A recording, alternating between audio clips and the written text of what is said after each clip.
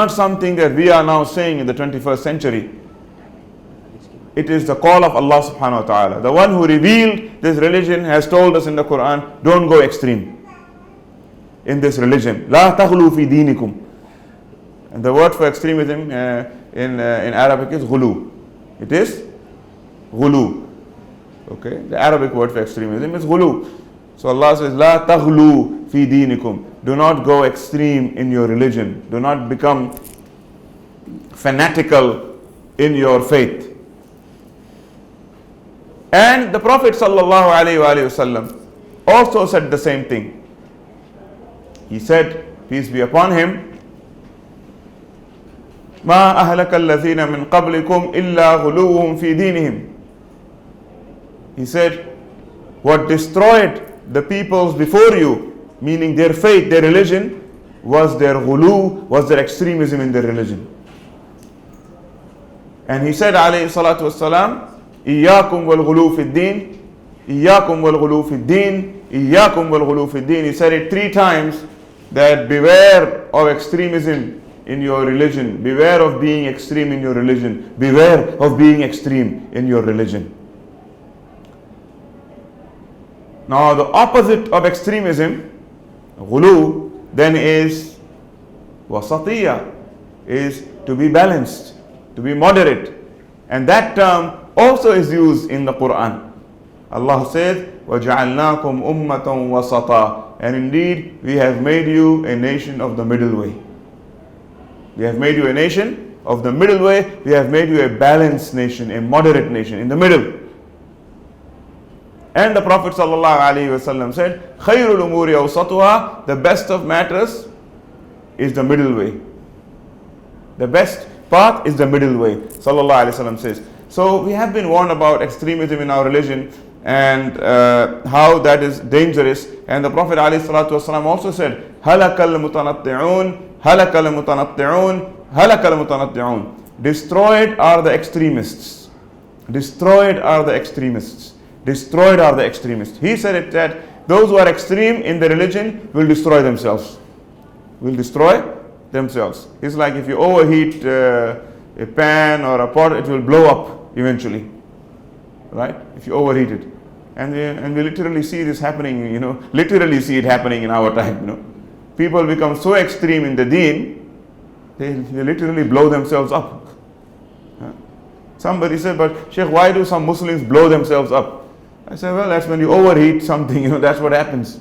If you overheat something, it goes hot until it blows up. So that can happen in your religion as well. Don't overheat yourself. That's what the Prophet is saying, right? Don't go to extremes in your religion, because that's what's going to happen in the end. And worse still than blowing up your own self is when you blow up other people with you as well. And that's when you commit the greatest of all sins after worshipping other than God. The Prophet ﷺ said, أَكْبَرُ الْكَبَائِرِ بَعْدَ الشِّرْكِ قَتْلُ النَّفْسِ. He said the greatest of all sins after shirk is killing a human being. The greatest of all sins after shirk, after kufr, that's the first one. The greatest of all sins after that is to kill another person.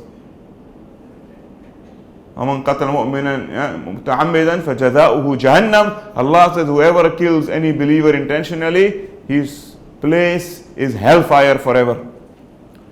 And Allah subhanahu wa ta'ala said, وَمَنْ قَتَلَ نَفْسًا بِغَيْرِ نَفْسٍ كَمَنْ قَتَلَ النَّاسَ جَمِيعًا.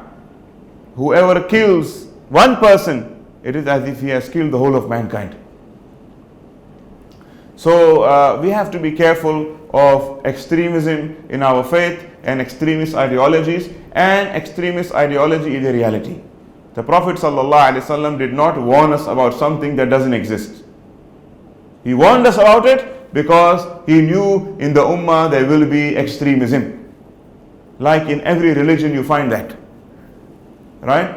So sometimes you have people coming and telling you, oh, there are no extremists in Islam. All the Muslims, all of them are very good and peaceful people, and all of them are angels. No, that's not true, my brother. Not all Muslims are peaceful. Not all Muslims are angels. There is, in Islam, like any other religion, there is the good, there is the bad, there is the ugly.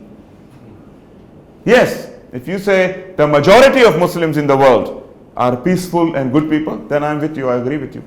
That's the truth. And you know what? It's not only that the majority of the Muslims are in the world are good and peaceful people, the majority of the Christians in the world are also good and peaceful people. The majority of the Hindus and the Jews and the Buddhists are also good and peaceful. The majority of all religions are good people. But we are not talking about the majorities right now. We are talking about the misguided minorities. In every religion, you find small groups of people who have gone to the extreme and commit all kinds of crimes in the name of their religion. They don't represent the majority of the people, because the majority of people have humanity. And they know that true religion can never order you to kill and murder and attack and hurt other people. But in every religion you will find a small group, not only Islam. Sometimes the media likes to only focus on Islam. Every religion has that. And I always have what I call, I have my 5% theory. I call it the theory of the 5%. People, and that theory basically goes like that. 5% of the followers of all religions are nutcases. That's my theory. If you like it, take it. Don't like it, don't take it. That's basically my theory. 5% of the followers of all religions are nutcases. Not only Islam, like people, all religions. In every religion, you'll find that 5% who are just nutcases. Christian extremists, Jewish extremists, Hindu extremists, Buddhist extremists. They don't represent the peaceful majority of that religion who go to church or who pray or go to mosque. They are just that 5%, the nutcases. But today, I am here to talk about the nutcases of Islam. I'm not a Christian. I'm not in a position to talk about the extremists in Christianity. Their bishops and priests have to do that. I'm not a Jew to talk about the extremists among Judaism. Their rabbis have to deal with that. That's a problem in their house. They have to deal with it. I'm a Muslim. I'm going to deal with the problem in my house. You take care of your child, I take care of my child. So within Islam, who are the extremists? What is their ideology? Why do they become extreme? And what are the main signs of the extremists in the house of Islam? Because I can't talk about other faiths and what their problems are. Each religion has to solve their own problem. And one of the problems with extremism, in dealing with extremism today, is that we, people of all religions, like to condemn the extremists of the other religion, but never the extremists in their own religion. So the Jewish person will condemn the extremists among the Muslims. These ISIS and whoever these people. The Muslim will condemn the extremists amongst the Jews. Oh, those Zionists, whatever, So each religion, followers of each religion, like to condemn the extremists in the other religion, but never the extremists in their own community. So if a Jewish terrorist, fanatical Jew, what they call the Zionists, religious Zionists, he goes and he kills or hits a Palestinian woman and kills her, then we will all complain about that. We will march and shout and scream against that.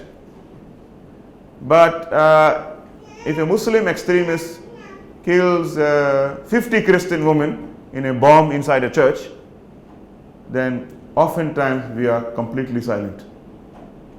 We don't want to say one thing against that, because it doesn't mean we support it. We don't, but maybe we are embarrassed, or maybe we are scared. If I say something again, next time they're going to put a bomb in the mosque, and they do it, or we feel we have mixed emotions sometimes. We don't know how to react to that. While the deen of Islam is clear, you don't need to have mixed reactions. The deen of Islam is clear. Allah subhanahu wa ta'ala said in the Quran, كونوا شهداء قوامين بالقسط ولو على أنفسكم. As Muslims, you have to testify to the truth even if it is against your community. We cannot have mixed emotions. We have to condemn that 10 times more than we condemn the Jewish man killing a Muslim woman. We have to condemn the Muslim man killing the Christian woman 10 times more than when we condemn the Jewish man killing the Muslim woman. Why? Because when the Jewish man killed the Muslim woman, he's an outsider, he's not doing it in the name of Islam. When the Muslim man is doing it, he is doing it in the name of our religion and distorting our religion. We cannot let somebody hijack our religion. I'll give you a simple example to make you understand. If I see your child smoking, I might not like what he's doing, but there's not much I'm going to do about it. But if I see my child smoking, I'm going to slap him right there. I'm going to pull that from his hand and give him a nice slap. Because unacceptable. Why I'm going to be so hard on my own child and not your child? Because that is my child. I'm responsible for him. Right? So, when a Muslim is doing something wrong in the name of Islam, we have to take a very strong stand against that. But unfortunately, that's not what's happening. It's usually, as I said, people are, and the same thing applies to others. If a Palestinian man kills a Jewish lady, then you will find the Israeli media, the Jewish media, focusing completely on that, condemning that, and criticizing that. But then a Jewish helicopter kills 50 Palestinian women. Then you will not find the Jewish media or the Jewish leadership speaking about that. They keep quiet. So this type of hypocrisy is found in all the communities. I am dealing with my community, with Islam, because that's my people and you are my people and I am from you. What others are doing, that's their problem, their hypocrisy. But as Muslims, we cannot have that type of hypocrisy. All lives are equal. And we have to take a stand against this extremism in Islam. First of all, because it is the haqq to speak up the truth. Secondly, because this type of extremism is completely distorting the religion of Islam. It is not only distorting the religion of Islam in the eyes of the entire world, that the whole world today thinks Islam is only about killing and murdering and harming and women. Not only that, it is even distorting Islam in the eyes of our own children. Don't be surprised when some of your own children believe that is Islam. Yes, today with the internet, with the media, with all the things that you're getting exposed to, you don't know. Children come home today with clips on their phones of beheadings, executions, and think that is Islam. Somebody sends it. How do you stop somebody from sending that to your child? Yeah, not your 5-year-old, but your 15-year-old for sure. ISIS videos, these people are now, Boko Haram videos, children are carrying these videos and, watch this, you see how they cut the Christian's head off. Your own children, forget about others, are getting a completely wrong understanding of Islam behind your back. So if we do not take a very strong stand against extremists and make it clear to the world outside and to the world inside our own home that this has got nothing to do with Islam. These people are out of the fold of Islam. These people are Khawarij. They have left Islam. We are going to regret it in the future generations. You will regret it when your own son comes to you one day and says, I think you are a kafir. And it's happening. I'm not now dramatizing stuff. Wallahi, I'm not exaggerating things. This is happening. There are parents who come and tell me, my own son thinks I'm not a Muslim, I'm a kafir. Because he's listening to lectures of this sheikh or that sheikh and they brainwashed him completely. And it's too late now. It's so difficult to change him now. Now he wants to go join this group or join that group in Iraq, in Syria, all these groups that are busy killing people every night and day, busy murdering each other. So we have to be very, very careful. Extremism is a real danger in Islam. And if you look at the books of, in Islam, what we call heresiology, big word. Basically, it means books that talk about the different sects in Islam, the different groups in Islam. The books from Imam Ghazali, from before Imam Ghazali, all the great Imams, when they talk about the misguided groups in Islam, there is the mainstream Islam, which is Ahlus Sunnah wal Jama'ah, the followers of the four mazhabs, Hanafi, Shafi'i, Maliki, Hanbali. That's the mainstream. But the groups that broke away, the small groups, what do they talk about? We only know one group nowadays. What is that? Shia. That's the new bogeyman, Shia. That's there. And the Shia are misguided. Yes, they have a lot of wrong ideas. There's no doubt about that. They have broke away from Ahlus Sunnah al-Jama'ah. But if you look at our books that talk about Aqidah and the misguided groups in Islam, they don't only talk about the Shia, they talk about another group from the beginning, and that is Khawarij. The Khawarij. Who are the Khawarij? They are the extremists. The oldest books, you can go check any of the books of Aqidah, from the oldest ones, they talk about the extremists. That's why I find it sad that today we are not talking about the Khawarij.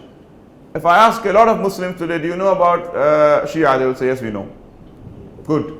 Do you know about the Khawarij? The other side of the problem.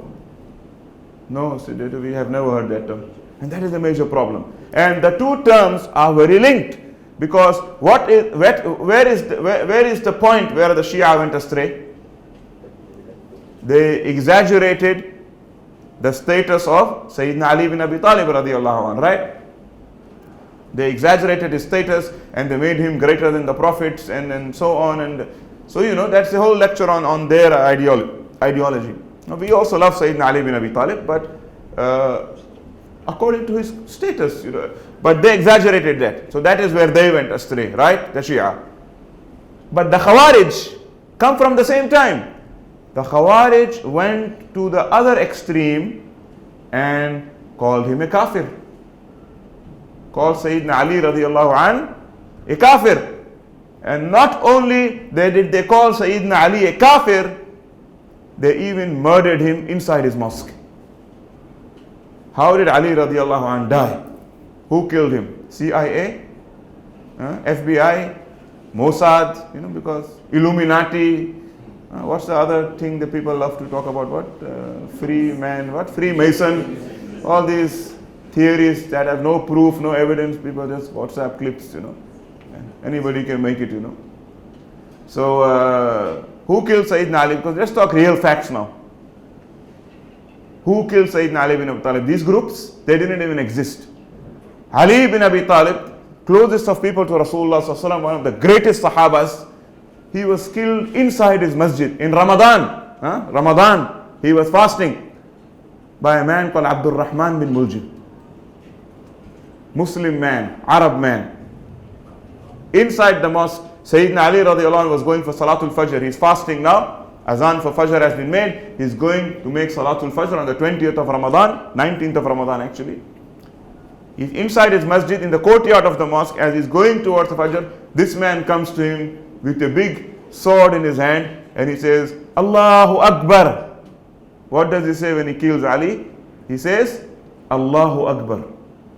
He says that in killing a man about whom Rasulullah said, Ali is from me and I am from Ali. Whoever loves Ali loves me, whoever hurts Ali hurts me.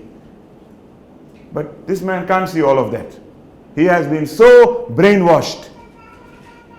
He says, Allahu Akbar, and he hits Ali with the sword on his head until Ali's head is cut and the blood is all over his face and his beard and his clothes. But the people catch the man, they see him, and then they come and they hold him and so on. And Ali radiallahu anh dies after that. Yet Ali radiallahu anh's mercy, and that is the middle way of Islam, is that he told his children that if I die, they said, what do we do with this man who killed you? He said, forgive him. Forgive him.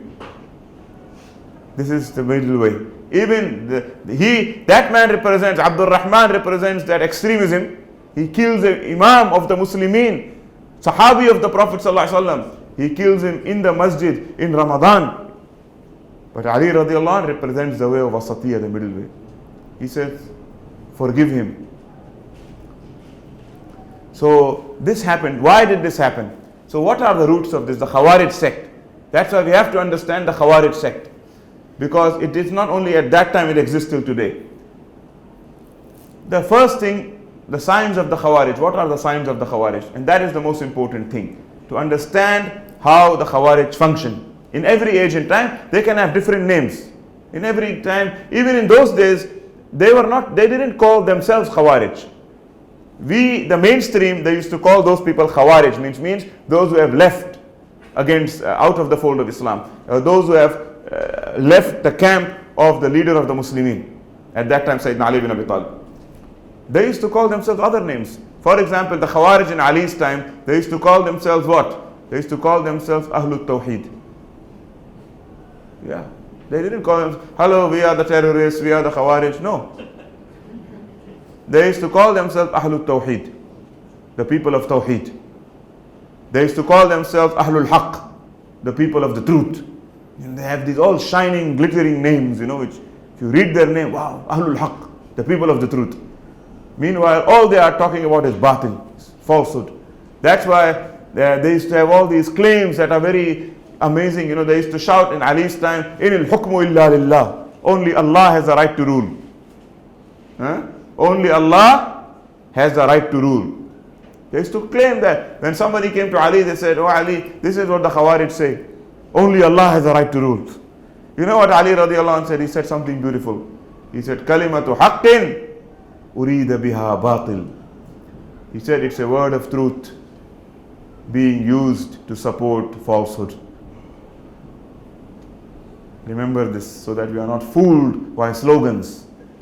He said it's a word of truth being used to support falsehood. Just like the man said, Allahu Akbar, word of truth, using it for evil. So just because somebody shouts Allahu Akbar doesn't mean whatever they are doing is right.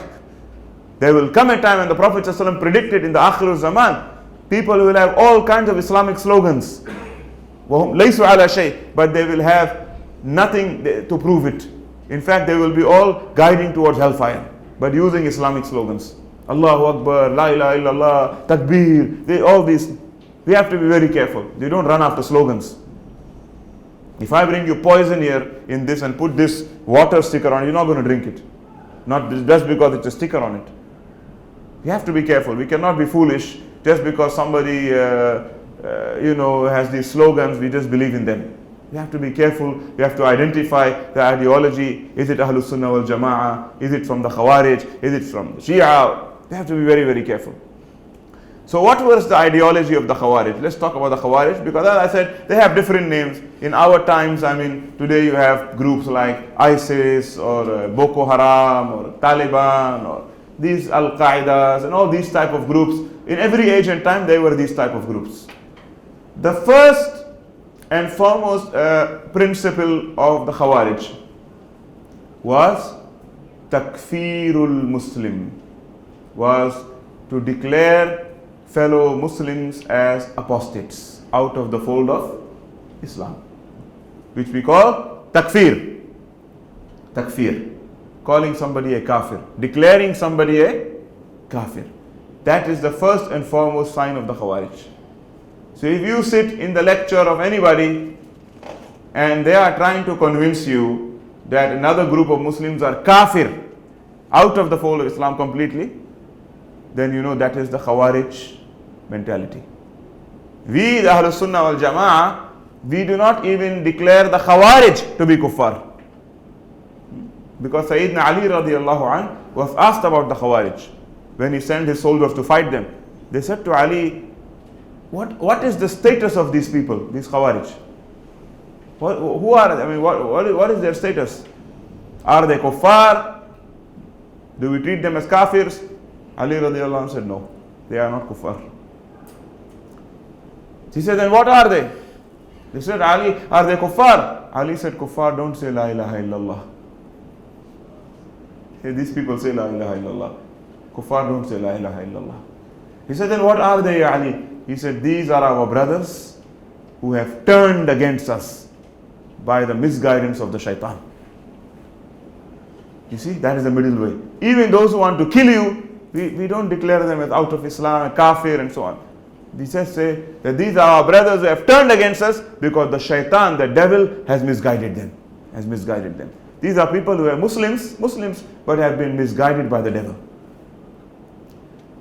But the Khawarij, their first aspect of the Khawarij ideology is that they declare people out of the fold of Islam. So we have to be very, very careful of that. The Prophet ﷺ said, "Man qala li akhihi ya kafir, faqad ba'a bihi ahaduhuma." If you call your brother in Islam a kafir, and if he is not a kafir, you become the kafir. So takfir is very, very dangerous, extremely dangerous. Only denying the basic principles of Islam can take you out of Islam. Today we have people calling each other kafir for anything and everything. This is kufur, this is shirk, we have to be very, very careful. If somebody says ashhadu an la ilaha illallah, ashhadu anna Muhammadur Rasulullah, they perform the salah, they give the zakah, they fast in Ramadan, they go for the hajj, they avoid what is haram in the Quran, they pray to our qibla, then you cannot declare them kafir. You can say they are wrong, you can say they are misguided, you can say they have went astray, you can say the devil is confusing them, but you cannot say they are not Muslims. The moment you start declaring them as kuffar and kafir, then you are opening the door of extremism and terrorism. Because now you say, oh, they are murtad, so we can kill them, we can attack them, we can hurt them. So the Khawarij used to make takfir of everybody, and in their madness for takfir, they even made takfir of many Sahaba. Khawarij. For example, they used to make takfir of Sayyidina Usman and Sayyidina Ali. And after that, they made takfir of Sayyidina Ali, and then they said because he is a murtad, he is a kafir, his blood is halal. And now the next step is to kill him. You see, extremism is the ideology that leads to terrorism. Terrorism and extremism are completely connected. Extremism is what leads to terrorism. First you become extreme in your thinking, and then you become extreme in your actions. Nobody wants to just walk up one day and go blow up somebody. No. You have to be hyped up to an extreme in your mind first, in your thinking, before you can do something extreme like that. So there are many people, not everybody that comes and speaks to you or propagates to you is a terrorist. No, of course not. But there are those who are extremists, and they may not do a terrorist act themselves, but they will plant the seeds of extremism in people, which will then lead to that. So we have to be very, very careful. There are those who will not do anything crazy themselves, but either they justify it, support it, sympathize with it, or hint in support of it. They put the seeds. So they tell you that person is so evil, they are so bad, they deserve to die, but don't kill them. Okay, just put a little disclaimer in the end. But that disclaimer is not going to stop anybody. They already made you hate that person so much that you want to go kill them. Wallahi, there are lectures people give you. I've heard myself some things like that, where they make you hate another group of Muslims so much that you actually want to go kill people. So we have to be careful of things like that. The first thing is takfir. They used to make takfir of everybody. This is kufur, that is kufur, that, and these type of accusations. The second thing, the sign of the Khawarij was, and this is where the confusion comes, is extreme piety and holiness. That they would be, very extreme in their observance of the rules of Islam, the rituals of Islam. So you find them people who are praying a lot, reading the Quran a lot, fasting a lot. They don't dress very nicely, they don't wear nice clothes and all that, wearing very simple clothing and not interested in the luxuries of life, and You see them just in worship, just listening to Quran, reading Quran, always in the masjid for salah, 5 times a day in the masjid for salah, in the first line. So they have a lot of these outward signs of taqwa and iman and piety, unfortunately. And that is where the danger comes. Why? Because when people see them like that, then the people think that they are very good people. If I see a man who 5 times a day in the mosque in the first line, he wears very simple clothes, no nice expensive watch, no nice clothes, nothing, just the same little thing, and other than the masjid, you see him reading the Quran. He doesn't go out, he doesn't go to the movies, he doesn't do anything, he's just listening to Islamic lectures whole day and Quran. And obviously, if I see somebody like that, we see somebody like that, our first impression will be, mashallah, he's a very good Muslim. Right? But the danger is with the Khawarij that they have all these outward aspects. Yet, if you sit with a person like that, he will tell you also, you will also learn that he also believes everybody else besides him and his group are kafirs. Right? You will also discover that behind that show of piety is an extremely arrogant and conceited person. Behind that show of taqwa, mashallah, his beard is reaching till his navel here, mashallah, Wallahi, some of them literally are like that, They think Islam is all about that, Yes, there is a beard in Islam, mashallah, but nice and trim and, nice. Not like the Khawarij, One side is going to Japan, the other side is going to California. You see them on the news, just looking at them makes you scared, Allahu Akbar. Kill everybody. Wallahi. We got to be honest here, these things are real. There are people dying every day because of these type of people, every day. And it's no more in one country. Before we used to say, oh, Taliban, that's only there in some God-forsaken mountain in Afghanistan. No, now it's everywhere. The ideology is spreading everywhere. Many of our youth are attracted to that ideology. Let's be real. Many youngsters in Islam are attracted to that because they feel that's the real deal. What is this, you making zikr, making dua, having tazkirah in the mosque? That is the real deal. Going out there and killing people.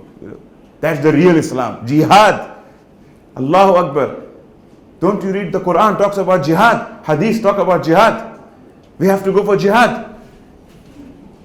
And they have no idea that what they are going for has got nothing to do with jihad. What they are going for is complete fasad. Jihad is not killing women. Jihad is not killing children. Jihad is not killing civilians. Jihad is not murdering fellow Muslims in the masjid. That is jihad. Jihad is not blowing up a church. Jihad is not killing yourself. These things are haram according to Islam. Sahih al-Bukhari, Naha Rasulullah sallallahu alayhi wa sallam an qatl al-nisa'i was-sibyani. The Prophet ﷺ forbade the killing of women and children in wars. Prophet ﷺ, Muwatta Imam Malik, forbade the destroying of churches, the killing of priests, the killing of old people, the killing of those who are surrendered and not fighting you, the burning of wells and gardens, which means the resources of people where people buy, eat and drink from. Today they go bomb a supermarket, they bomb a school. Right? How can that be jihad? That's like somebody saying, I'm going for salah, and then he's going and no wudu, no qiyam, not facing the qibla, he's jumping up and down. He said, I'm making salah because I'm doing it in the mosque. That's not salah. Salah is the ibadah and it has rules. And if you don't follow those rules, you are not making salah. So jihad is an ibadah, jihad has rules. If you are not following those rules, what you are doing is not jihad. It is the work of the shaitan.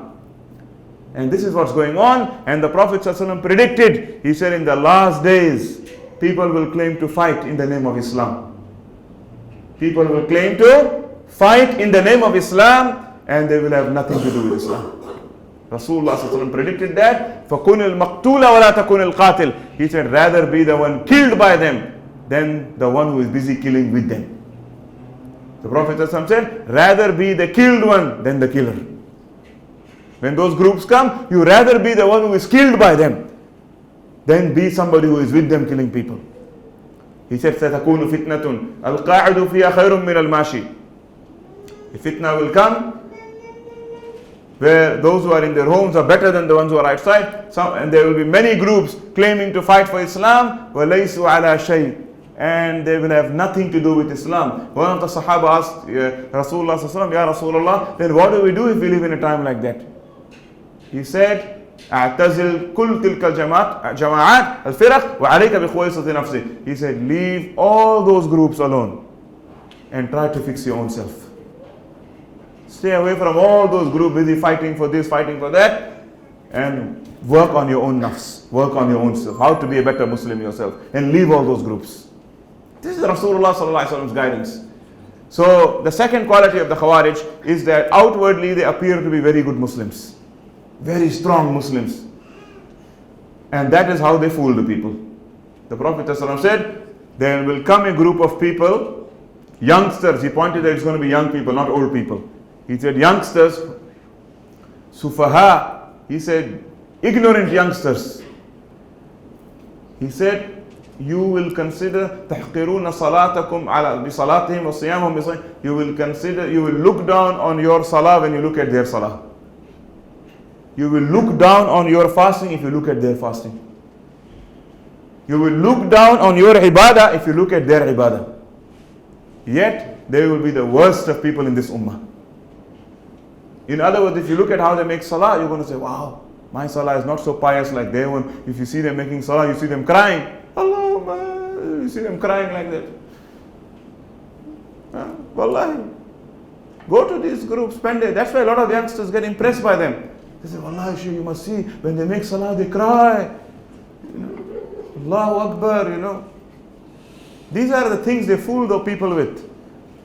Rasulullah predicted that. He said, you will look down on your ibadah when you look at their ibadah. Yet he said in the end, and they will be the worst people in my ummah.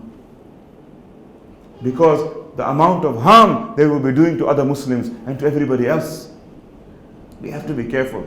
This is the time of the Dajjal, time of deception in the name of religion. We cannot be fooled. Third thing, Rasulullah sallallahu alaihi wasallam also, predicts about them is that always, they will be extreme in their interpretations of the deen. In other words, if there are two opinions on a mas'ala, some scholars consider it permissible, some scholars consider it haram, they will always choose haram. So if you ask them 10 questions, 9 out of 10 will be haram, haram, haram, haram, haram. Everything is haram. Everything is bid'ah. Everything is innovation.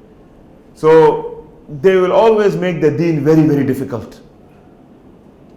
And Rasulullah sallallahu alayhi wa sallam, Sayyida Aisha radiallahu anha says, مَا اخْتِرَ رَسُولَ بَيْنَ أَمْرٍ إِلَّا اخْتَارَ أَيْسَرُهُمَا. Rasulullah was never given a choice between two things, two matters, except that he chose the easier one. Because he wants ease. It's in the Quran. يُرِيدُ اللَّهُ بِكُمُ الْيُسْرَ وَلَا يُرِيدُ بِكُمُ الْعُسْرَ. Allah wants ease for his ummah, for this ummah. He does not want to make things difficult for you. Rasulullah sallallahu alayhi wa sallam said, يَسِّرُوا وَلَا تُعَسِّرُوا Bashiru wa la tunaffiru. He said, make things easy for people. Don't make things difficult for people. Make things easy for people. Don't make things difficult for people. Bashiru wa la tunaffiru. Give good news to people. Don't chase away people.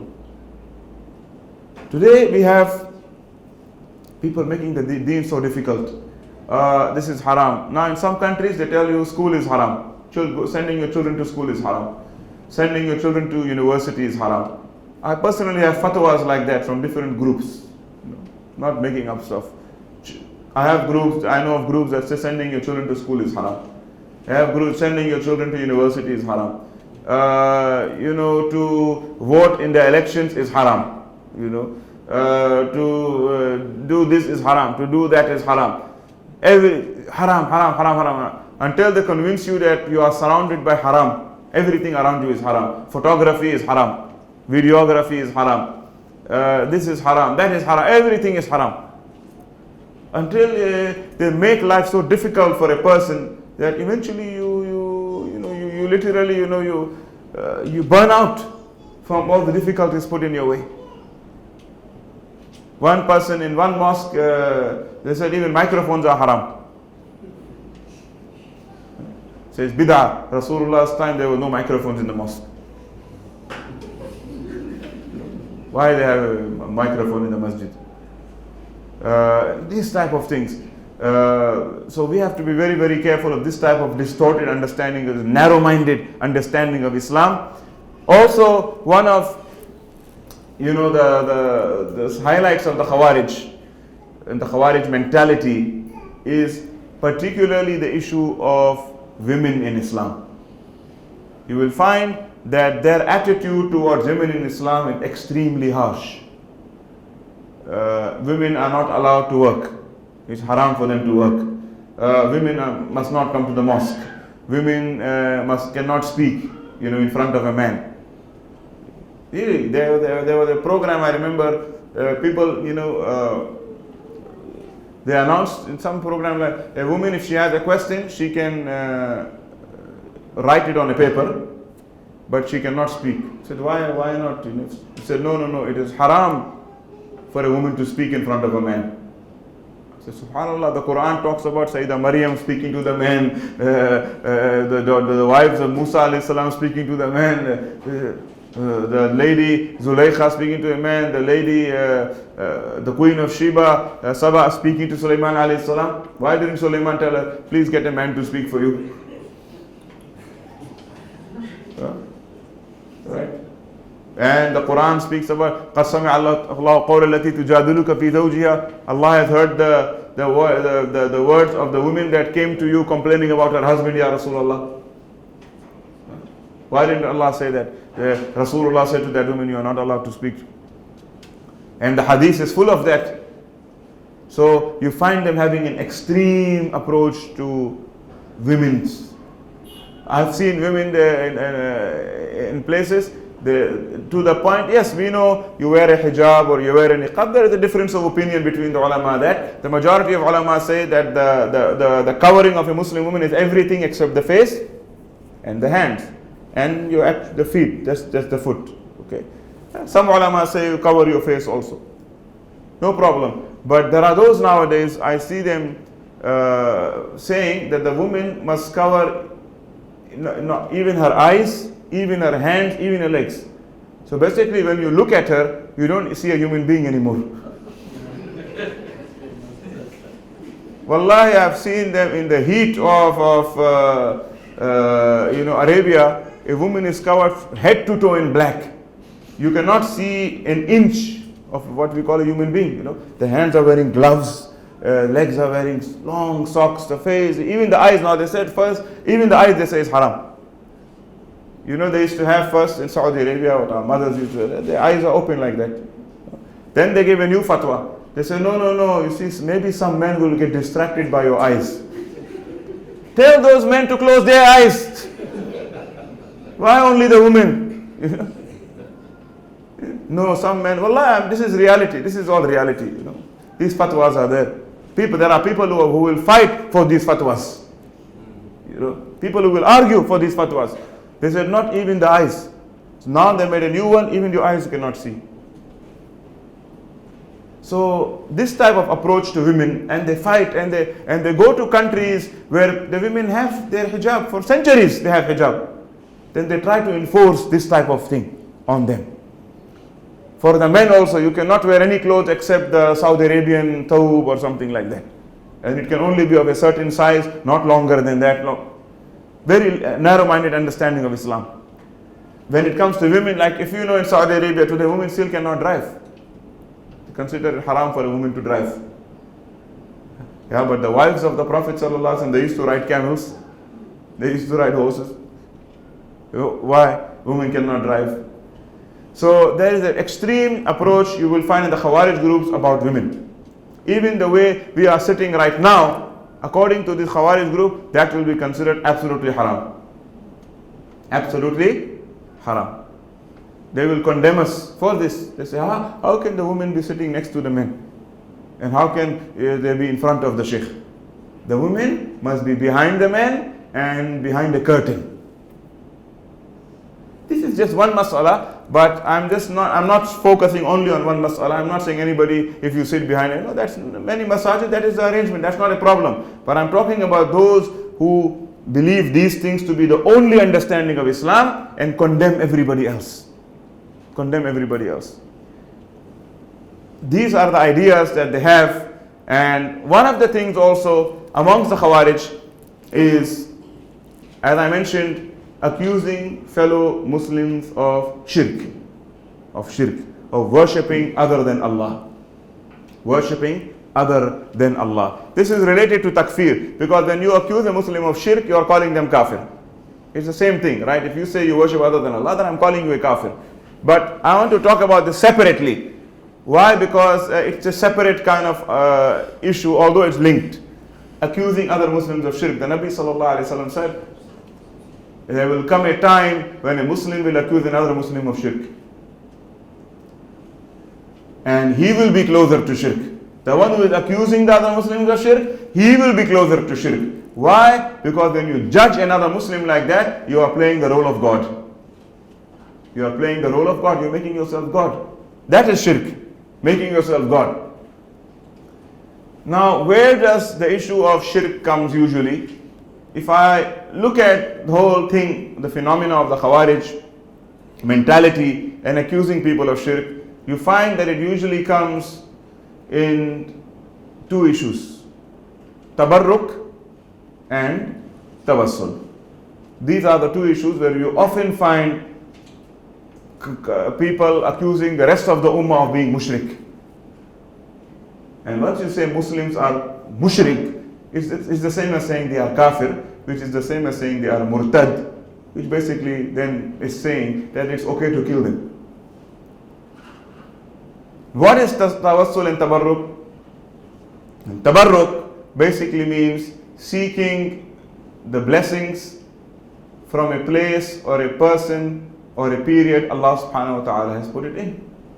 Barakah means blessings from Allah subhanahu wa ta'ala. Where do you seek barakah from? Blessing comes from Allah subhanahu wa ta'ala. But Allah subhanahu wa ta'ala puts the barakah in certain places. He puts barakah in certain periods of time. And likewise, He puts barakah in certain persons. Now the first one, Allah putting barakah in certain places, we all know that. Why is it that salah in the haram of Makkah, the same salah that you make here, is 50,000 times more reward? Same salah you make here, if you make it by the Kaaba, 50,000 times more reward.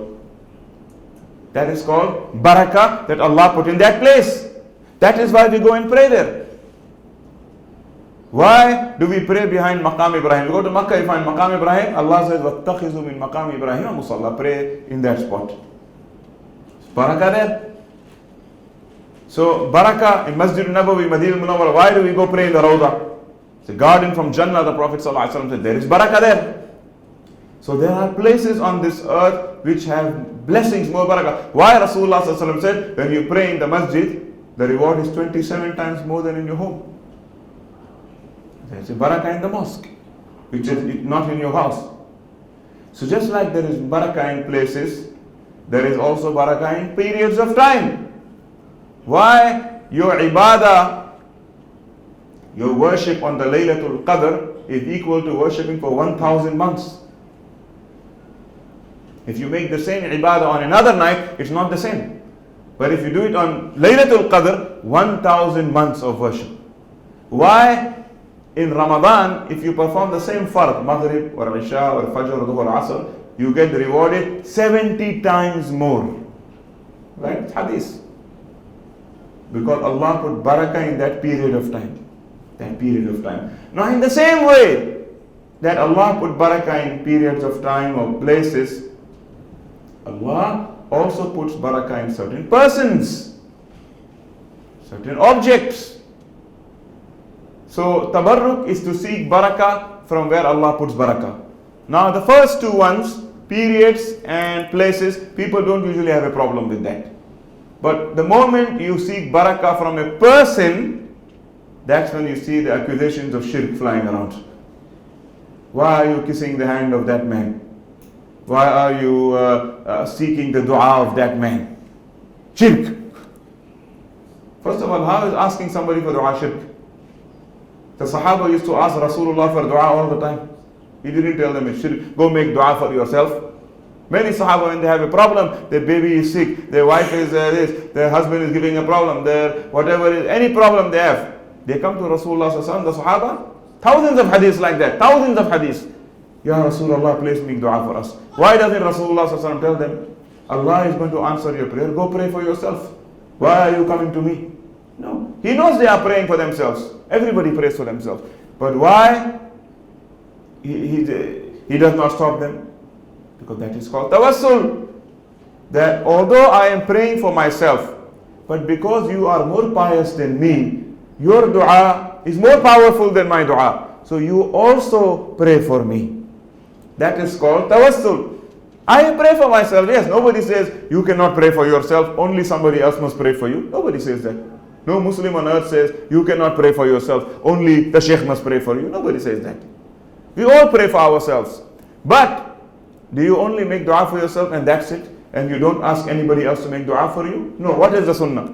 The sunnah is to ask the pious people to make dua for you. The Sahaba used to come to Rasulullah sallallahu alaihi wasallam, Ya Rasulullah, make dua for us. And he would make dua for them. A woman came, Ya Rasulullah, I have epilepsy. I get fits. Ya Rasulullah, make dua for me. He said, if you sabr, it will be better for you. If you have patience, it will be better for you.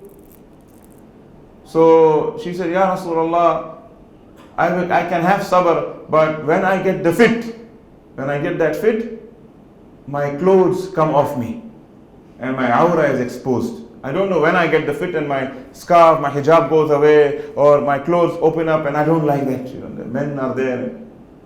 So Rasulullah sallallahu alaihi wasallam said, then I will make dua for you, that will not happen to you again. And Rasulullah sallallahu alaihi wasallam made dua for her. He did not say, why are you coming to me for dua? That is shirk. Go pray to Allah. Only Allah can help you. No, Rasulullah made dua for her. That is what we call tawassul. And Rasulullah is still making dua for the ummah. Rasulullah sallallahu alaihi wasallam said in hadith, it is authentic, Hayati khairul lakum, mamati khairul lakum. My life is good for you and my death is good for you. They said, how, Ya Rasulullah? He said, my life is good for you. Yuhaddithun ilah uhaddithukum. Allah speaks to me, then I give His message to you directly. My death is good for you because after I die, Inna a'malukum tu'aradu alayh. All your actions are presented to me. If I see good, in ra'aytu khairan hamidullah. If I see good, I thank Allah for it. Wa in ra'aytu ghayra dhalik astaghfirtu lakum. And if I see bad actions, I make dua of forgiveness for you.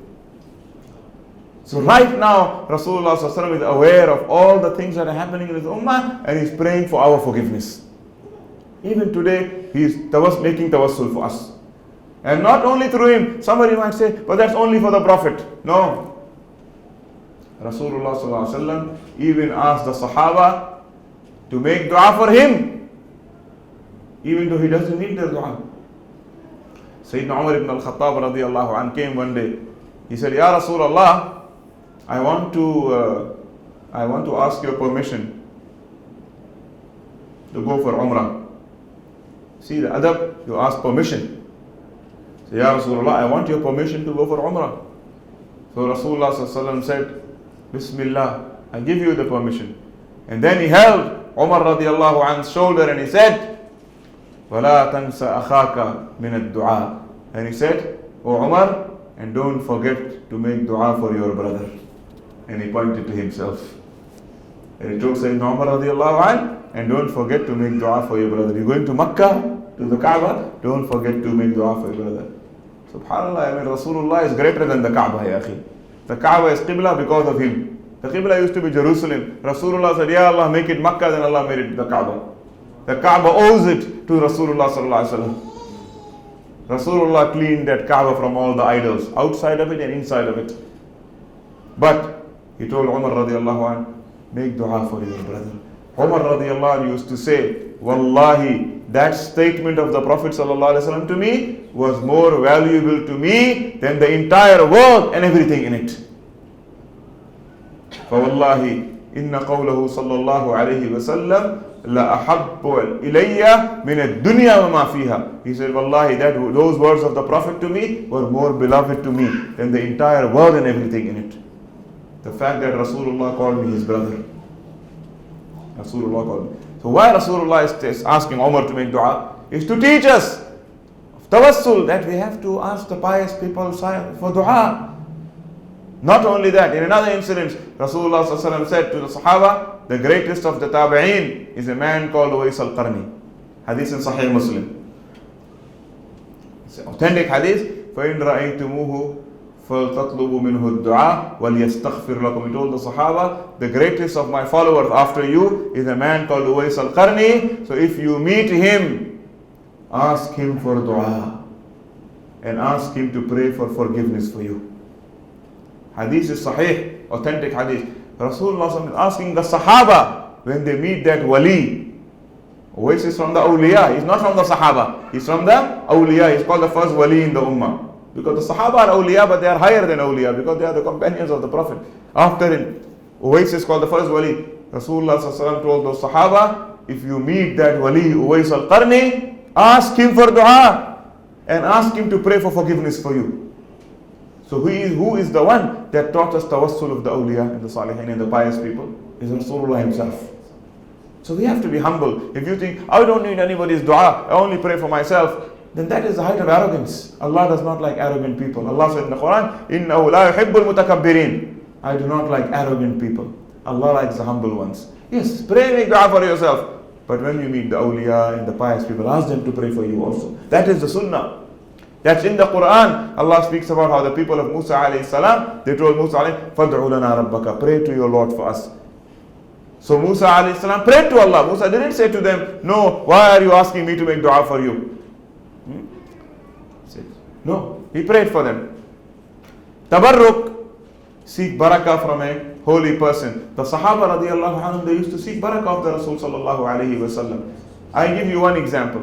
Rasulullah sallallahu alayhi wa sallam, when he performed the Hajj. Simple example that you will not forget inshallah. When he performed the Hajj, right? What do you do when you finish the Hajj? The barber came and shaved his hair off. When the barber shaved all the hair off of Rasulullah, Rasulullah used to have a lot of hair, long hair, beautiful, hair. Cut all the hair off. Then the barber asked, Ya Rasulullah, hadith in Sahih Muslim with authentic hadith, what do I do with your hair, Ya Rasulullah? See, even the Sahaba, the adab of the Sahaba. He's a barber. What do the barbers do with hair? They throw it away, khalas, finish. Habis, right? Finish. No. He knows, even that Sahabi, he's a barber, but he knows, this is not ordinary hair. This is the hair of Sayyidina Rasulullah sallallahu alaihi wasallam. So he asked Rasulullah. Just that question alone shows you the thinking of the Sahaba, how different it was from the thinking of the Khawarij. He said, Ya Rasulullah, what do I do with your hair? Okay. That question, you learn a lot from that question. But what is the answer of the Nabi alayhi salatu wasalam? He says to that barber, his name was Abu Talha radiallahu anhu. Says, he didn't say to him, if it was one of the Khawarij, he would say, what do you mean what you do with my hair? It's hair, throw it away. So what's the difference between my hair and anybody else's hair? Shirk. No. What did he say? He said, distribute it to the Sahaba. He said to the barber, distribute it to all the Sahaba. So on that day, the hair of the Prophet ﷺ was distributed to all the Sahaba, and there was a stampede. The Sahaba said it was like a stampede to get that hair of the Nabi alayhi salatu wasalam, because everybody wants, I want. And they all got. And they used to keep that hair of the Nabi sallallahu alayhi wasallam for barakah. Anas radiallahu anhu says, when somebody asked him, Anas, many years after the Prophet passed away, do you have of that hair? Because you narrated the story to us, he gave the hair out. He said, yes, I have. And wallahi innahu lahabbu ilayya min ad-dunya wa ma fiha, and wallahi it is more valuable to me than the dunya and everything in it. Same like Sayyidina Umar had said. Anas said, and that hair of the Nabi sallallahu alaihi wasallam is more valuable to me than the entire world and everything in it.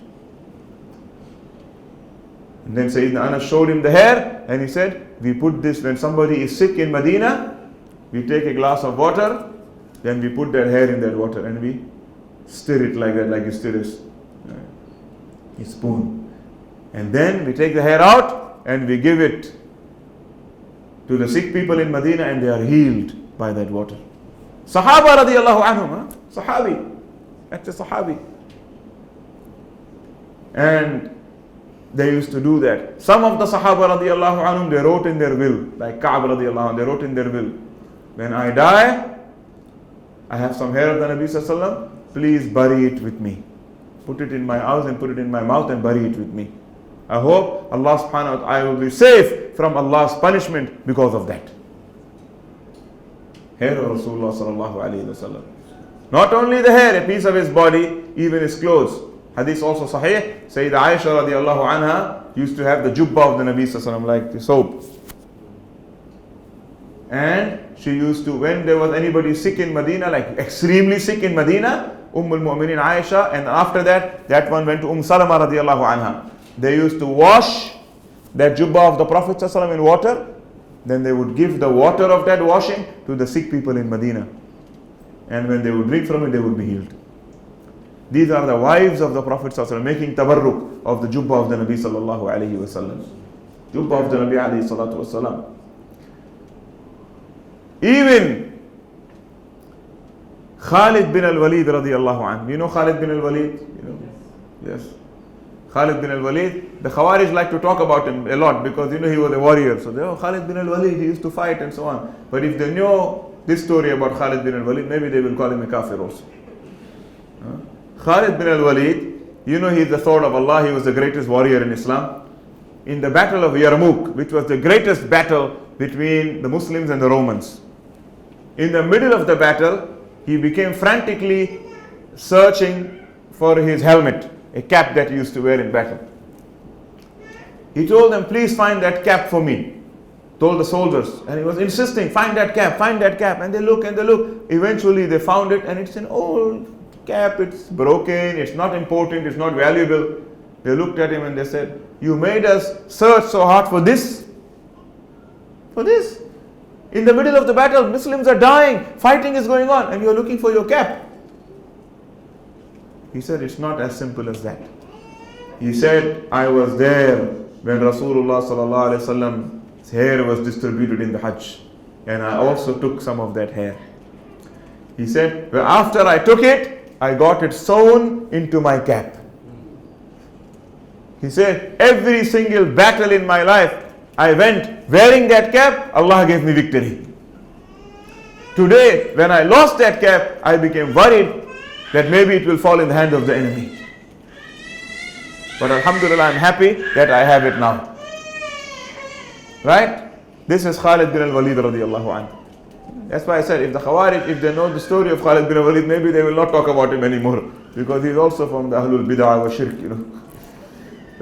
If they knew, they talk about the helmet of Khalid bin al-Walid. If they knew that in the helmet, tabarruk, he used to keep the hair of Rasulullah in the helmet. Before he go to battle, he put that helmet on. He said, I will win, not because I am a brave man, not because I am a hero, not because I am intelligent and clever. I will win with the barakah of Rasulullah. So, these people, they don't believe in the barakah of Rasulullah sallallahu alaihi wasallam. If you praise Rasulullah, they get upset. Why are you praising Rasulullah?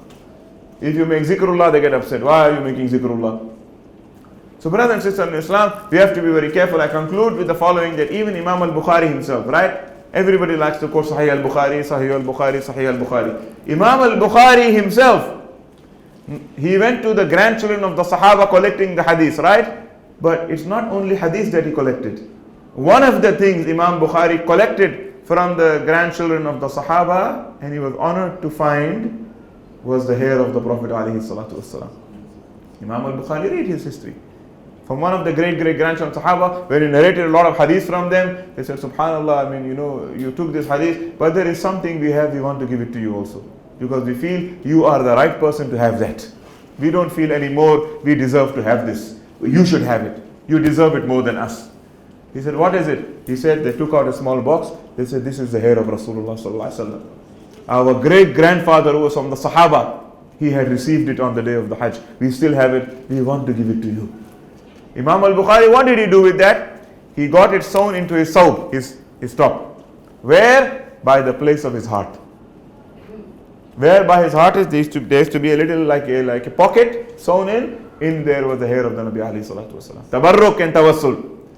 If you don't believe in tabarruk and tawassul, or you think it is shirk and haram, then you have to throw away Sahih al-Bukhari. Because Sahih al-Bukhari is on our side, not your side.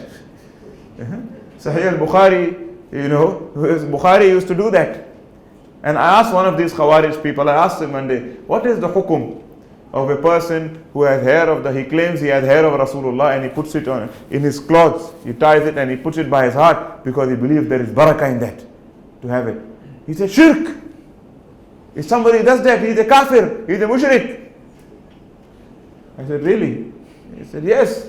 What about the one who puts it on his head for barakah? And he believes it is a protection and it is barakah in that. He said, shirk. I said, what if I told you Khalid bin al-Walid and Imam al-Bukhari used to do that? No, that can't be, it's impossible. I said, no, it is haq, it is true, read the history. And he went crazy. So, when he heard about that. So, don't be quick to judge. I conclude by saying that don't be quick to judge people. One of the signs of the Khawarij is they are all the time judging people. Forever judging people. If you all the time judge. Let us try to worry about fixing our own selves, then looking at the faults of other people, and judging people all the time. And be careful of extremism in the deen of Islam. This deen is a deen of mercy, it's a deen of love. Allah subhanahu wa ta'ala says, وَمَا أَرْسَلْنَاكَ إِلَّا رَحْمَةً لِلْعَالَمِينَ. O Muhammad sallallahu alaihi wasallam, we have sent you as a mercy to the whole world. Allah said to Rasulullah in the Quran, to Muhammad sallallahu alaihi wasallam, O Muhammad, we have sent you as a mercy to this world. One day the Sahaba came, Sahih al-Bukhari, they, Ya Rasulullah, why don't you make dua against the kuffar? These kuffar that are fighting you, killing you, doing all things against you, why don't you make a dua against them and curse them? Which is tawassul, by the way, huh? Why don't you make a dua against them? It's a tawassul, but it's a tawassul to curse them, So Rasulullah sallallahu alayhi wasallam said, Lastu bi sabbabin wala bi shattam. Innama ana rahmatum muhda. He said, Allah did not send me to curse people. Allah sent me as a mercy for people. So even if there are people who are enemies of Islam, even if people, sometimes the Khawarij tell you, but they are enemies of Islam, they are fighting Islam. I said, yes. Even if there are people fighting Islam, we make dua for them. We wish rahmah for them. We have mercy on them. We hope Allah will guide them. So this is a way of Islam, a way of love and mercy and peace and easiness and moderation. So let us inshallah stick to this middle way of Islam, which is the truth, so that we can be with Rasulullah sallallahu alaihi wasallam on the day of judgment and avoid the extremes. Wa sallallahu ala sayyidina Muhammadin wa alihi wa sahbihi ajma'in wa akhiru da'wana and alhamdulillahi rabbil alameen.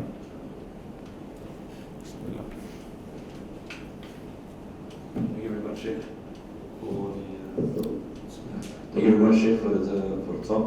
Now open the floor for anyone who would like to ask questions. You can, there's a few ways you can ask questions. You can send in a piece of paper, you can raise up your hand if you'd like to ask a question. If you'd like to send a WhatsApp, also you can. My number is, if you're taking it down, 016-344-5747. 016-344-5747. Otherwise, we'll do the old-fashioned method. Let's see what hand behind there. Any more hands? Oh, lots of hands. Okay, sini dulu Zulman. Waalaikumsalam warahmatullahi wabarakatuh. Thank you very much for your lecture. At the beginning, you said that basically for Islam, the enemy is actually from within, and for Muslims, it's basically from the outside that's attacking Muslims. So I think you have explained quite a bit on the extremists that is actually hijacking the religion, and also we have the other end of the liberals that is also doing the same thing in a way.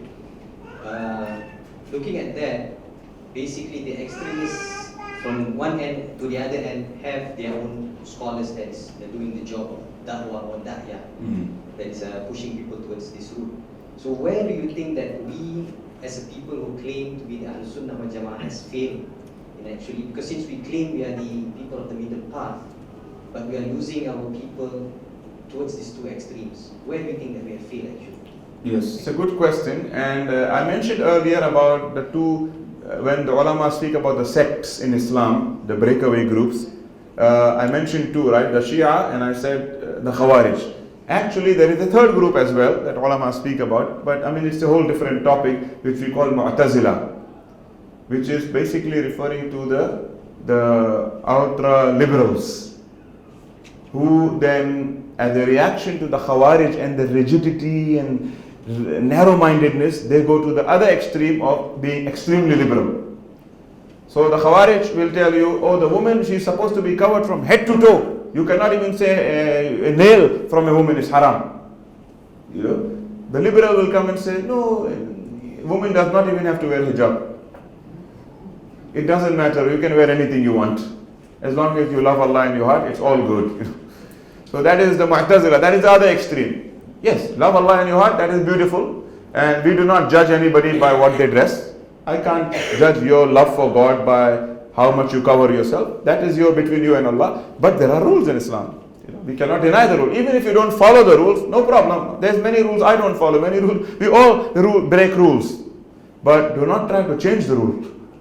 Do not just, if you missed a salah, fine, that's a mistake. Make it up, make istighfar. But don't say, I don't have to pray. So that's the Mu'tazila, the ultra liberals on the other hand, who want to change Islam. And you know what is pushing them towards that more and more is the Khawarij. Because when they see some Muslims behaving so extreme, that they then go and try to now completely deny the whole of Islam. When they see some Muslims going and murdering Christians and Jews and Hindus and blowing up churches, then the other extreme goes and says, no, there is no such thing as Islam is the correct religion and other religions, all religions are equal. Everything is okay. So you see, the Khawarij push the people in that direction. But if we present Islam in the moderate way, then we will not have the issue of the liberals and extreme liberals and all that. But because of the actions of the Khawarij, you find right now in Saudi Arabia, because a lot of the Khawarij mentality comes from Saudi Arabia. I'm not saying all Saudis are like that. Many good scholars and moderate people there also. But a lot of the Khawarij mentality comes from Saudi Arabia, or those who study in Saudi Arabia. Now you find because of the hardcore Khawarij mentality in Saudi Arabia that is coming, do you know that today in Saudi Arabia there is a rising rate of atheism? Atheism. There is a large number of youth in Saudi Arabia today who identify themselves as atheists. Mulhideen. The Arabic word is mulhideen. It sounds better in Arabic, huh? Mulhideen. Atheists. I told them, you know, there is a group of Saudis, they belong to the mulhideen. So I said, oh, mashallah, what group is that? What are their beliefs? What tariqah is that? I said, no brother, it is not a jama'ah or a tariqah. Do you know what mulhideen means? So it means atheists. He said, astaghfirullah, but it's in Arabic. I said, you can be an atheist in Arabic also. It's not only English. Yeah? But wallahi, they are atheists, and you know, they had their conference in Makkah. Obviously secretly, because they are banned in Saudi Arabia, they cannot openly do it. But they had it in Makkah. Today with internet and all that, they did it in Makkah. Why have these children growing up in Saudi Arabia become atheists? Because they are so fed up of this extremism of these people, of the Wahhabis and all that, that today they don't even want to believe in Islam anymore. And if you go to their websites, if I hear what they write, because I engage with these people, I'm trying to understand them. They say, if I hear that the Islam that they have rejected, it is not the Islam of the moderate way. It is the Islam of the Khawarij. Meaning they were only exposed to the Khawarij Islam and they got so fed up of it that they left Islam. For example, you'll find them writing, why is it that these ulama, they hate women? So I know they are talking about Khawarij ulama because they are like that. Our moderate ulama, they are not like that. We respect our sister, but they write things like, why is it that these ulama, all the time are cursing the non-Muslims? Why are they teaching us to hate other human beings just because they are from another religion? So I know what type of ulama they have been sitting with. Khawarij ulama. Why is it that these ulama are always encouraging violence and supporting violence and glorifying violence? So they say, because of these things, we are fed up of Islam. We are not interested in this Islam anymore. We rather, and if you ask them, what do you believe in? They'll say to you, we believe in humanity, insaniya. We don't believe on Islamiyya anymore. We believe in insaniya, humanity. We believe in loving everybody, respecting everybody, women, Christian, Jew. We don't believe in hating anybody.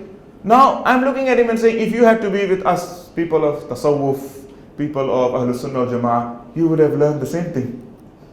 Okay? If you had to be with the Sufis, you would have learned the same Islam. Love everybody, be good to everybody, don't hate anybody. But because they were only with these Wahhabis and these people, Salafis, whatever, Khawariji mentalities, that is the Islam they learned, and after a while they got fed up and they left Islam. I cannot follow a religion that all the time tells me to judge everybody, hate everybody, and fight everybody. After a while you get fed up if you have humanity in you. If you don't have humanity, you go kill and you blow yourself up. But if you have humanity, you leave Islam. Because why? You think that is Islam. So I managed to speak to some of these people. Alhamdulillah, one or two of them now, they have come back to Islam after I spoke to them. I said, brother, the Islam that you are exposed to, that is not real Islam. That is the Islam of the Khawarij. Real Islam does not teach you to be like that. So alhamdulillah, some of them are now saying, coming back, some of them they cry, said, Wallahi, in our hearts, we believe in Allah, but these ulama, they made us so radical that, I said, no, come sit with us in zikrullah. Come. Rasulullah is not the terrorist that they showed you to be, He is the most loving, caring person who ever lived. Make salawat and salam. So that is the one thing. The radicals are the ones that push people to become liberal and even leave Islam. Right now in the Arab world, thousands of people are leaving Islam because of ISIS and these things. Now, where have we failed as the middle way? Yes, one of the things the radicals are very good in is marketing. They are very good in marketing. Every time they do a killing, you will find a Hollywood style recording of it and distribution of it. But if we do a lecture or we do a program, how is the marketing? Do we spread it around the way they do it? No. So they are very good in marketing. They are very good, in their approach in speaking to people in a simple way. Some of our ulama of Ahlul Sunnah wal Jama'ah, when they speak to people, they speak at such a high level and so deep and detailed that many of the young people cannot relate to it. But the Khawarij, when they speak very simple. Islam is a religion of truth. The Jews and the Nasara are kuffar, and Allah in the Quran, fight the kuffar, so let's fight.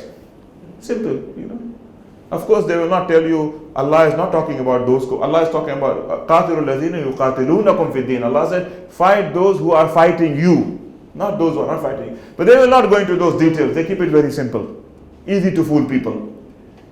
So sometimes we also have to be simple. People ask, why in your lectures you joke, and you make simple? Because we have to make the message very simple for people to understand.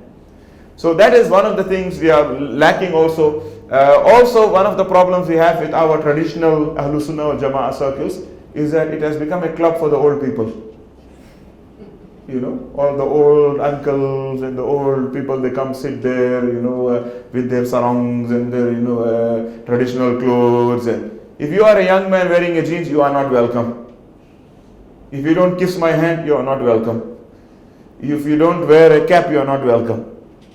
So obviously those young people are going to ISIS, they're going to listening to lectures of the wrong people.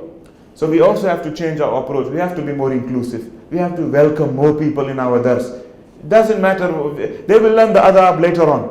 But we have to be more inclusive. Otherwise we are going to lose our youth. Anyways, this is in summary, inshallah. We want to keep the answers short so that more questions can be asked, inshallah. Shukran. Yes, you have a question? Whoever, Bismillah. I have a question, Shaykh. Yes.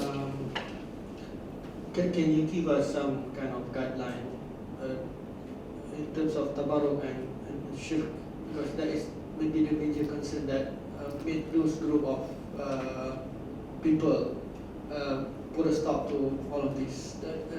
Some kind of guideline. Yes. Also. The simple guideline is, when it comes to shirk, we just need to realize that worship and respect are not the same. Worship and respect are not the same. The mistake that these people make, the Khawarij make, is that they consider every act of respect to be an act of worship. They consider every act of respect to be an act of worship. So if you kiss somebody's hand, you are worshipping him. How? How can you be worshipping? Do we kiss Allah's hand? Does Allah have a hand in the first place? So respect is not worship. We respect Rasulullah sallallahu alaihi wasallam, we respect the awliya and salih, we respect Ahlul Bayt, we respect the ulama, but that is not worship. Shirk is when you are worshipping somebody other than Allah subhanahu wa ta'ala. And no Muslim worships other than Allah subhanahu wa ta'ala. Every Muslim says, Ashhadu an la ilaha illallah. But we respect, and the Quran teaches us to respect. Rasulullah sallallahu alaihi wasallam said, when you drink water normally, the sunnah is to sit normally. It's allowed to drink standing, but sunnah is better to sitting. But when you drink Zamzam, stand up and drink. Why? Out of respect for that water. Are we worshipping Zamzam? No.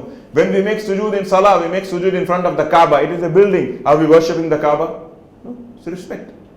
It's respect. We make tawaf of the Kaaba. Are we worshipping the Kaaba? No. We kiss the black stone. Why do we kiss that stone? Why does Islam teach us to kiss a stone? Is it worship? Are we worshipping a stone? No. It is tabarruk. It is respect. It is a stone of Jannah. It was touched by Rasulullah sallallahu alaihi wasallam. Right? So, tabarruk, to seek barakah from a person or an object, is not shirk.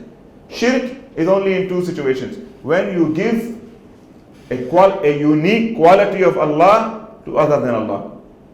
For example, Allah subhanahu wa ta'ala is ever living. If you say that about a human being is ever living, he will never die. And that is shirk. But nobody believes that. We believe Muhammad sallallahu alaihi wasallam, even he passed away. Yes, he lives in the barzakh, spiritually, but he passed away. He died, they buried him, they made ghusl of him, they buried him. Nobody believes he didn't die. Even Jesus, we believe he will die. So, if you give a unique quality of Allah to a human being, to anybody else, that is, if you believe the world was created by somebody other than Allah, then that is shirk. But no Muslims believe that. Or you worship somebody other than Allah. That also is not shirk. Even, I'll give you an extreme example now. Even if somebody makes sujood to another human being, even then it is not shirk unless he is doing it with the intention, with the niyyah of worship. If he is doing it, if you ask him, brother, why are you making sujood to this man? If he says, because I worship him, then it's shirk and he's a kafir. If he says, because I respect him, then it is not shirk, it is only haram. It is only haram, it's wrong. You tell him, brother, you're in Islam, you are not allowed to make sujood to somebody. It is haram. But it's not shirk if his niyyah is not worship. Because he said, I'm not doing it for worship out of respect. It's haram. What's the proof? Allah told the malaika to make sujood to Adam alayhi salam. Does Allah command shirk? Haram, yes, because something can be halal before, haram later on, right? But shirk was always haram. Shirk can never be allowed. How come Allah subhanahu wa ta'ala ordered the angels to make sujood to Adam alayhi salam? And you know why Iblis went to Jahannam? Because he refused to do it. He said it's shirk. So Allah sent him to hell. Allah told the angels, honor my Prophet Adam. Bow down to my Prophet Adam. Iblis said, no, that is shirk. I only bow down to Allah. What happened? He went to hell. So don't have a tawheed of Iblis. Honoring those who Allah has honored is very good. It is part of tawheed. So even then, even Yusuf alayhi salam, maybe that's angels, right? What happened with Yusuf alayhi salam? His parents and his brothers, 11 brothers, they all made sujood to him. Was it shirk? No. Sujood, they made sujood to him. Not shirk. So to respect somebody is not shirk. Yes, in our ummah, sujood is not allowed. So if somebody does it out of respect, we tell him you are doing something that is not allowed. But you cannot call it shirk. Yes, only if he says, I am making sujood to him because he is God. Then it is shirk. We cannot accuse another Muslim of shirk, which means worshipping other than Allah, unless you are 100% sure that he is worshipping that person. And you can never be sure if he says La ilaha illallah. So we have to be very, very careful of accusing people of shirk. Rasulullah sallallahu alaihi wasallam, the Sahaba used to kiss his hand, they even used to kiss his feet. There were some Sahaba, they even kissed his feet one day. He did not stop them. So how can we accuse somebody of shirk for things like this? So we have to be very, very careful with accusations of shirk, because when you do it unjustifiably, you become the mushrik, as Rasulullah sallallahu alaihi wasallam said. Because now you are playing God, you are acting like God. A Muslim says, I worship Allah, you saying, no, you don't worship Allah. You worship other than Allah. So we are now becoming like God. So we have to be careful.